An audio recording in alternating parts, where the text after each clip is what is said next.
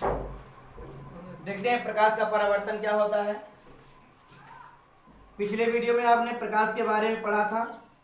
आज देखते हैं प्रकाश का परावर्तन। जब भी प्रकाश की किरणें किसी चिकने या चमकदार तल पर पड़ती हैं तो वह अपने माध्यम में वापस लौट जाती हैं। जब भी कोई भी प्रकाश की किरण किसी चिकने या चमकदार तल पर पड़ती है तो उसी माध्यम में वापस लौट जाती है।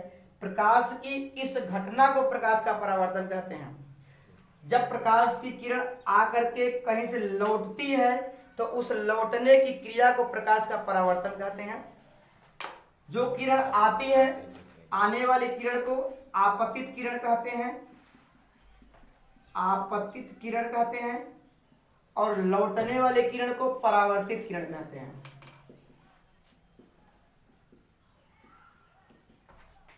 आपतित किरण जिस बिंदु पर गिरता है उस बिंदु को हम आपतन बिंदु कहते हैं। इस बिंदु को आपतन बिंदु कहेंगे। आपतन बिंदु से खींचे गए लंब रेखा को अभिलंब कहेंगे। ये अभिलंब है। अभिलंब की रेखाएं बिंदुदार होती हैं। इस रेखा को अभिलंब कहेंगे। आपतित किरण और अभिलंब के बीच बनने वाले कोण को आपतन कोण कहते हैं। परावर्तित किरण और अभिलंब के बीच बनने वाले कोण को परावर्तन कोण कहते हैं।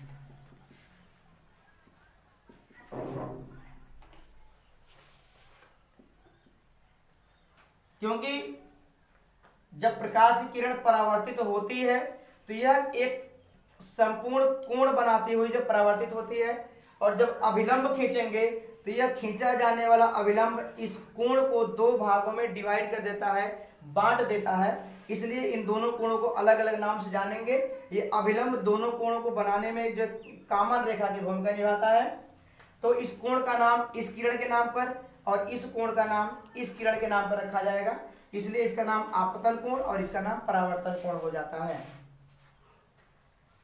जब भी प्रकाश की किरण किसी चिकने या चमकदार तल पर, पालिशदार तल पर गिरती है तो वह अपने उसी माध्यम में वापस लौट जाती है। प्रकाश की इस घटना को या इस क्रिया को, लौटने वाली क्रिया को प्रकाश का परावर्तन कहते हैं।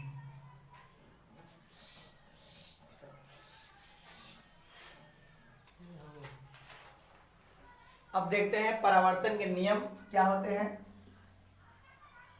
तो परावर्तन के दो नियम होते हैं।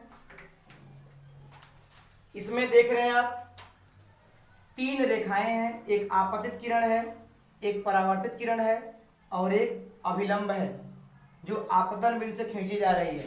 तो परावर्तन का पहला नियम होता है आपतित किरण, परावर्तित किरण और आपतन बिंदु से खींचा गया अभिलंब, तीनों एक ही तल में होते हैं।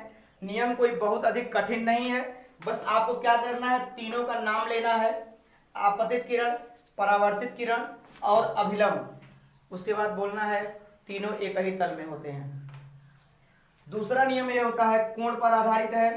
तो इसमें दो कोण हैं, आपतन कोण, परावर्तन कोण, दोनों सदैव बराबर होते हैं। सिर्फ दोनों कोणों का नाम लेना है और ये बोलना है सदैव बराबर होते हैं। आपतन कोण, परावर्तन कोण सदैव बराबर होते हैं। ये परावर्तन के दोनों नियम हैं। आपतित किरण, परावर्तित किरण और आपतन बिंदु से खींचा गया अभिलंब तीनों एक ही तल में होते हैं। आपतन कोण, परावर्तन कोण सदैव बराबर होते हैं।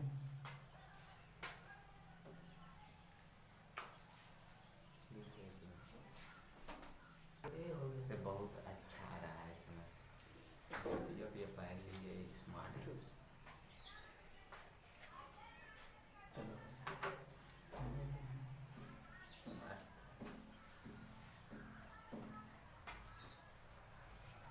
अब देखते हैं गोलीय दर्पण क्या होता है।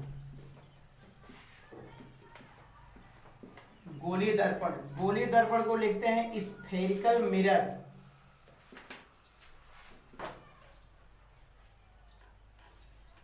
स्फेरिकल मिरर, गोलीय दर्पण। गोलीय दर्पण कांच के किसी खोखले गोले का, कांच का, कांच मतलब शीशा, कांच के किसी खोखले गोले का कटा हुआ वह भाग होता है। कांच के खोखले गोले को काट करके इस छोटे वाले टुकड़े को इधर ले आइए, इस तरह से होगा, या तो इस तरह से रखिए या तो पलट करके रखिए, क्योंकि काटने के बाद आप इसके दोनों सतहों को जो है टच कर सकते हैं, छू सकते हैं। तो चाहे आप इधर से रखिए या उधर से रखिए। तो कटा हुआ वह भाग होता है जिसके एक तल पर पारे की कलई या लाल ऑक्साइड का पेंट लगा होता है और दूसरा तल परावर्तक होता है। तो आप ये पेंट चाहे इधर लगा सकते हैं या तो इधर लगा सकते हैं। आपको दो सतह मिलेगी, एक उठा हुआ सतह मिलेगा और एक दबा हुआ सतह मिलेगा। जब भी आप शीशे को तोड़ेंगे, गोल्ड शीशे को, जब वो टूटेगा तो आप उसके दोनों सतह को छू सकेंगे। एक दबा हुआ रहेगा और एक उठा हुआ रहेगा। तो आप अपनी मर्जी से चाहे जिधर या दबे हुए सतह पर या उठे हुए सतह पर पेंट कर सकते हैं। जैसे ही एक सतह पर पेंट करेंगे वैसे ही दूसरा सतह चमकदार हो जाएगा या परावर्तक हो जाएगा। तो उस बने हुए चीज को जो बनेगा उस आकृति को हम क्या कहेंगे? दर्पण कहेंगे। उसी आकृति को हम दर्पण कहेंगे। ये भी दर्पण है, ये भी दर्पण है। तो गोलीय दर्पण कांच के किसी खोखले गोले का कटा हुआ वह भाग होता है जिसके एक तल पर पारे की कलई या लाल ऑक्साइड का पेंट लगा होता है और दूसरा तल परावर्तक या चमकदार होता है। अब ये दर्पण दो तरह का होता है, क्योंकि जब कांच को काट कर ले आएंगे दो सतह मिलेगा आपको। आप दोनों में से किसी एक सतह पर पेंट लगाएंगे तो दर्पण भी आपका दो तरह का मिलेगा। अगर पेंट आप दर्पण के उभरे हुए तल पर लगा रहे हैं तो दबा हुआ तल खाली मिल रहा है, यानी प्रकाश का परावर्तन आपका यहीं से होगा, प्रकाश यहीं से लौट करके कहीं न कहीं जाएगा। तो इस दर्पण को हम क्या कहेंगे? अवतल दर्पण कहेंगे। अवतल दर्पण।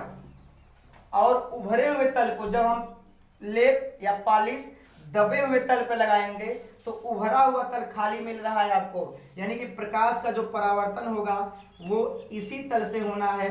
तो इस प्रकार से ये जो दर्पण मिलेगा ये उत्तल दर्पण होगा। कभी भी उभरे हुए तल को हम उत्तल कहते हैं, दबे हुए तल को अवतल कहते हैं। तो दर्पण का जो तल खाली रहेगा दर्पण उसी के नाम से जाना जाएगा। अगर दर्पण का दबा हुआ तल खाली है तो ये अवतल दर्पण है, दर्पण का उभरा हुआ तल खाली है तो ये उत्तल दर्पण है। यानी प्रकाश का परावर्तन जिस सतह से होगा दर्पण उसी के नाम से जाना जाएगा।